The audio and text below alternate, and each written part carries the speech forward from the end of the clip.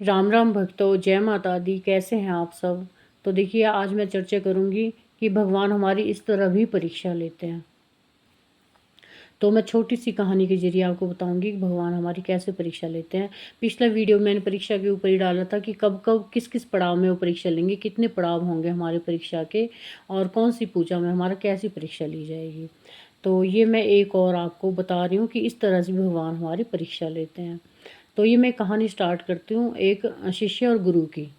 तो एक शिष्य गुरु के पास जाता है और बोलता है, गुरुजी मुझे दीक्षा दीजिए। मैं आपके पूजा करना चाहता हूँ। तो मेरा भी दिल है कि मैं भगवान को पाऊँ, तो मुझे प्लीज़ दीक्षा दीजिए। तो गुरुजी बोलते हैं, ठीक है मैं तुम्हें दीक्षा दूंगा, लेकिन तुम्हें 1 साल मेरे आश्रम में रहना पड़ेगा और पूरे साल तुम्हें गुस्सा नहीं करना, क्रोध पे काबू पाना है। पूरे साल अगर क्रोध नहीं करोगे तो मैं तुम्हें दीक्षा दूंगा। तो बोलते साल तो बहुत ज़्यादा हो जाता। उसने सोचा, पर अब क्या करूं, गुरु गुरु का आदेश है, इसे टाल भी नहीं सकता। तो आश्रम में रहते हुए पूरा नियंत्रण रखता है, अपने क्रोध पे काबू रखता है। पूरा साल उसको बीत जाता है शांति में ही। पूरी कोशिश की उसने, लेकिन जिस दिन साल पूरा हुआ और वो दीक्षा का समय आया, तो क्या करता है, गंगा स्नान करने जाता है। और जैसे गंगा स्नान करके आता है, तो झाड़ू वाली वहाँ झाड़ू लगा रही थी आश्रम में। तो झाड़ू वाली ने ऐसे झाड़ू लगाया कि वो सारा कूड़ा करकट उसके ऊपर गिर गया। उसको क्रोध आया और वो काबू नहीं कर पाया, क्योंकि उसको 1 साल बड़ी मुश्किल से निकाला था उसने। आज उसका अहम दिन था और आज उसने ऐसा किया, दोबारा से स्नान करने जाना पड़ेगा। तो ऐसे बरस पड़ा, उसने कितनी गालियां दी उसको, कूड़े वाली को, और गुस्सा करके दोबारा वो गंगा स्नान के लिए चला गया। फिर गुरुजी के पास आया स्नान करके कि गुरुजी मुझे दीक्षा दीजिए। तो गुरुजी ने बोला कि मैंने दीक्षा के लिए पहले बोला था, मैं दीक्षा तो मैं दूंगा, लेकिन 1 साल पूरा क्रोध नहीं करना। तू तो अभी अभी क्रोध करके आया है। उसको बहुत पश्चाताप हुआ। अभी 1 साल बाद फिर आना। तो 1 साल तो देखो तो कैसे बीतता है, आप खुद ही सोच लो आपके साथ ऐसा हो तो क्या होगा। तो वो बेचारा फिर भी, अब गुरु का आदेश, अब क्या करूं। तो 1 साल फिर ऐसे निकालता है, पूरा नियंत्रण रखता है, पूरी कोशिश करता है कि मैं गुस्सा ना करूं। तो जैसे उसका समय निकट आता है, जिस दिन उसका दीक्षा का समय था, आज तो बड़ा खुश था वो कि आज मेरा दीक्षा देंगे मेरे को गुरुजी, मैं स्नान कराता हूँ। वो सुबह जल्दी उठता है और स्नान करने के लिए, स्नान करने के बाद जैसे ही आता है, तो गुरुजी उस कूड़े वाली को पहले समझा देते हैं, देखिए आज तूने कूड़ा करकट नहीं फेंकना उसके ऊपर, आज तूने सीधा झाड़ू लगानी है, उसके शरीर को चुभनी चाहिए वो झाड़ू की तिल्लियाँ। तो वो बोलती है वो मेरे को मारेगा, कितनी गालियाँ दी थी उसने पिछले साल, फिर मारेगा। बोले नहीं मैं बचा लूँगा, कुछ नहीं मैं बचा लूँगा, मैं हूँ ना। तो वो 2-4 वहाँ शिष्यों को खड़ा कर देते हैं गुरुजी कि अगर मारने आए तो बचा लेना इसको। तो आता है स्नान करके बड़ा खुश हो, तो वो आता है। तो झाड़ू वाली ने वही किया जो गुरुजी ने बोला। ठीक झाड़ू उसकी टांगों को लगी और तिल्लियाँ चुभी उसकी टांगों को। उसको फिर क्रोध की ज्वाला भड़क गई कि नियंत्रण कर ही नहीं पाया वो। देखिए मैं भी गंगा स्नान करके आया हूँ, तूने फिर ऐसा कर दिया, तूने पिछले साल मेरे साथ ऐसा किया था, और गुस्सा दिला दिया ना। और मतलब फिर उसको खूब गालियाँ दी जितनी वो दे सकता था, लेकिन हाथ नहीं उठाया। तो फिर आया कि गुरुजी, तो गुरुजी ने बोला तू तो अभी अभी गुस्सा करके आया है, बताओ मैं क्या करूँ, साल बाद आना। अब तीसरा साल था, क्या कर सकता था बेचारा। जैसे तैसे वो साल भी उसने निकाला पूरी कोशिश करके। फिर वो 4 बजे उठ के गंगा स्नान के लिए चल दिया। तो गुरुजी ने उस कूड़े वाले को समझाया, देखो स्नान करके आ रहा है, इस बार तुमने ना झाड़ू लगानी उसको, ना कूड़ा फेंकना है उसके ऊपर। क्या करना है, अब जितने भी ये पत्तल दोने या झूठी पतले हैं जो भी, ये सब इसके ऊपर फेंकनी है, टोकरा लेके पूरा, अगर पूरा टोकरा इसके ऊपर फेंकना है। बोले नहीं गुरुजी मैं नहीं कर सकती प्लीज़, और वो मेरे को मारेगा, इस बार नहीं छोड़ेगा वो। बोले नहीं, मैं 2-4 यहाँ पे शीशे खड़े कर देता हूँ, कुछ भी नहीं कहेगा वो। तो पूरा आश्वासन दिलाते हैं गुरुजी उस झाड़ू वाली को। तो जैसे वो स्नान करके आता, बड़ा खुश होके, प्रेम मगन होके आता है कि आज तो मेरे को दक्षिणा का समय आ गया, दक्षिणा मिलेगी, सॉरी दीक्षा मिलेगी ही मिलेगी। तो जैसे ही वो आता है, वो कूड़े वाली फिर उसके ऊपर, इस बार वो पूरा का पूरा टोकरा उसके ऊपर गिरा देती है। जैसे ही वो टोकरा गिराती है, वो तो डर के मारे एकदम बिल्कुल कांप जाती है कि अब ये मेरे को मारेगा, पक्का मारेगा जब मैंने इतना बुरा काम कर दिया। लेकिन वो क्या करता है, थोड़ी देर तो वो खड़ा रहता है, फिर वो उसके चरणों में गिर जाता है झाड़ू वाली के। बोलता है माता, आज मुझे समझ में आ गया कि तू जानबूझ के मेरे ऊपर एक कूड़ा नहीं गिरा रही थी।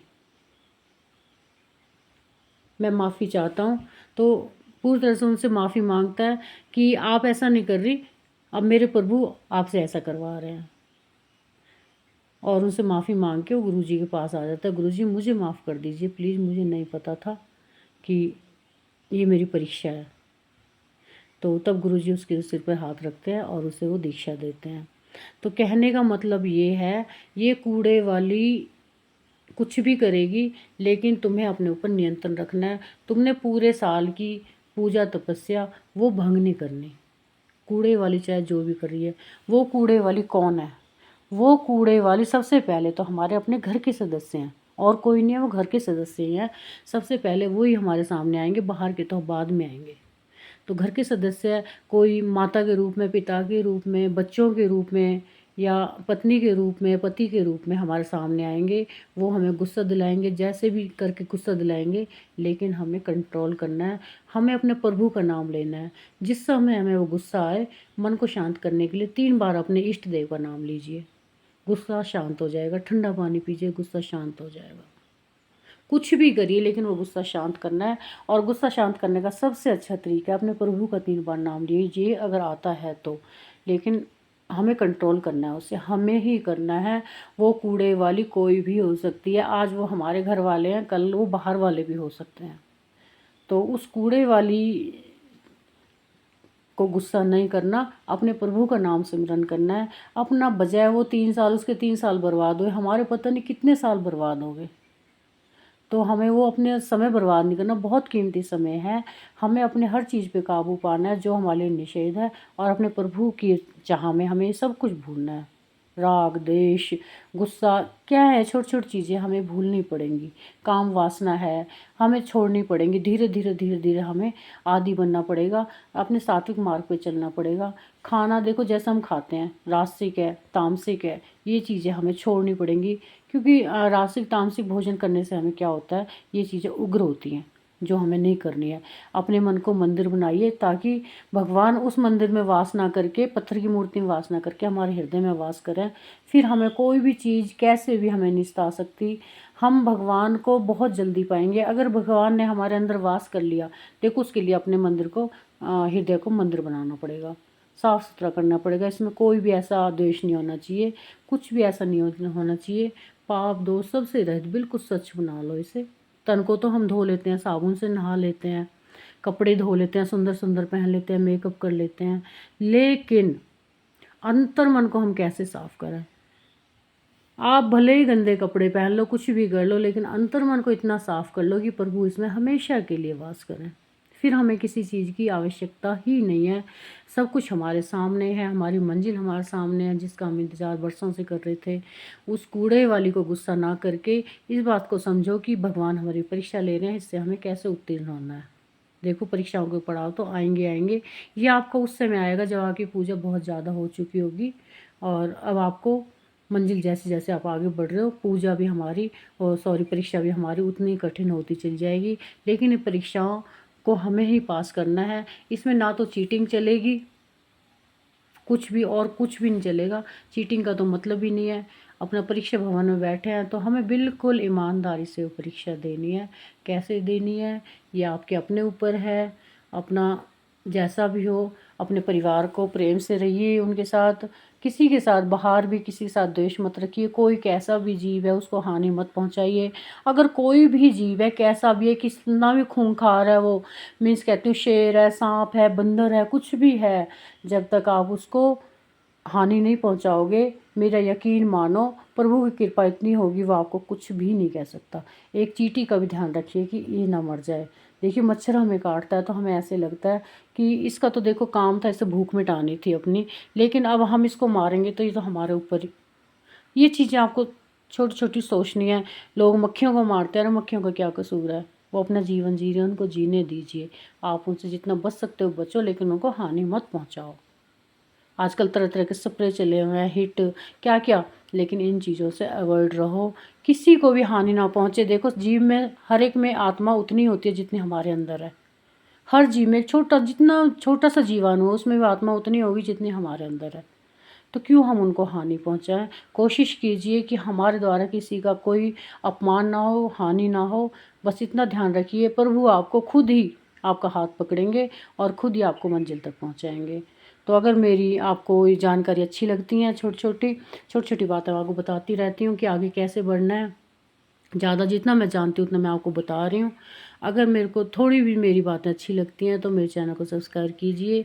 थोड़ा सा कमेंट बॉक्स में बताइए, अगर मैंने गलत बताया तो उसको भी कमेंट बॉक्स में आके बताइए, अच्छा बताया तो भी कमेंट बॉक्स में आके बताइए। मुझे बड़ा अच्छा लगेगा। जो भी मेरे अंदर जैसा भी ये खूबियाँ हैं या बुराइयाँ हैं उनको आप कमेंट बॉक्स में लाइए, तो मुझे बड़ी खुशी होगी कि आप मेरे सहायक हैं। बस मेरा उद्देश्य यही है कि आप अच्छे रास्ते पे चलें, जल्दी अपने प्रभु को पाएँ। देखो जीवन तो हम जी रहे हैं, पर ये जीवन नहीं बोल सकते इसको। अपना परिवार का भरण पोषण करते भगवान को पाएँ हम, इससे अच्छी बात और क्या होगी। बहुत सरल तरीके से बता रही हूँ कि कैसे सरल तरीके से पूजा करनी है। सिर्फ वही उद्देश्य है मेरा कि हर तरह से लोग कहते हैं ये करो वो करो, हनुमान जी की पूजा ऐसे होती है वैसे होती है, बहुत कुछ बताते हैं। पंडितों के पास जाओगे आप इतना अटरम पटरम बता देंगे। आज मेरे पास बिल्कुल पैसे नहीं है, लेकिन मैं भगवान की पूजा करना चाहती हूँ, लेकिन पैसे नहीं है, उसके अभाव में मैं पूजा नहीं कर सकती, पाठ नहीं करवा सकती। मैं उन चीज़ों से बचने के लिए आपको कह रही हूँ। ज़रूरी नहीं है पैसे वालों को भगवान मिलते हैं, एक गरीब को भगवान बहुत सहज रूप में मिल जाते हैं बिना पैसा खर्च किए। तो अपना जितना जितना हो रहा है, जैसा भी हो रहा है, उल्टा सीधा हो रहा है, करते रहिए। किसी की बातों में मत आइए। कोई कुछ कहेगा, कोई कुछ कहेगा। कोई कहेगा 4 बजे उठना है, कोई कहेगा कि देखो पानी नहीं पीना है, कोई कहेगा मीठा खाना है, नमक नहीं खाना है। अरे जैसे आपसे पूजा पाठ हो रही है वैसे आप करिए। जैसा आपसे, बस इतना कहूँगी कि उन चीज़ों का निषेध करिए जो हम भगवान के लिए, जो हमारे लिए फ़ायदेमंद है। जो भगवान को हम भोग लगा सकते हैं उनको ही आप ग्रहण कीजिए, बस इतना कीजिए। और छोटी छोटी चीज़ें बताती रहती हूँ। बस मेरे चैनल को एक एक वीडियो को देखोगे आपको समझ आ जाएगा पूजा क्या है और कितने सरल तरीके से हम परिवार को पालते हुए अपनी पूजा कर सकते हैं। तो मिलते हैं अगली जानकारी के साथ। तब तक चैनल सब्सक्राइब नहीं किया तो कर दीजिए, नहीं करना तो आपकी मर्ज़ी है। तो जय श्री राम, जय माता दी।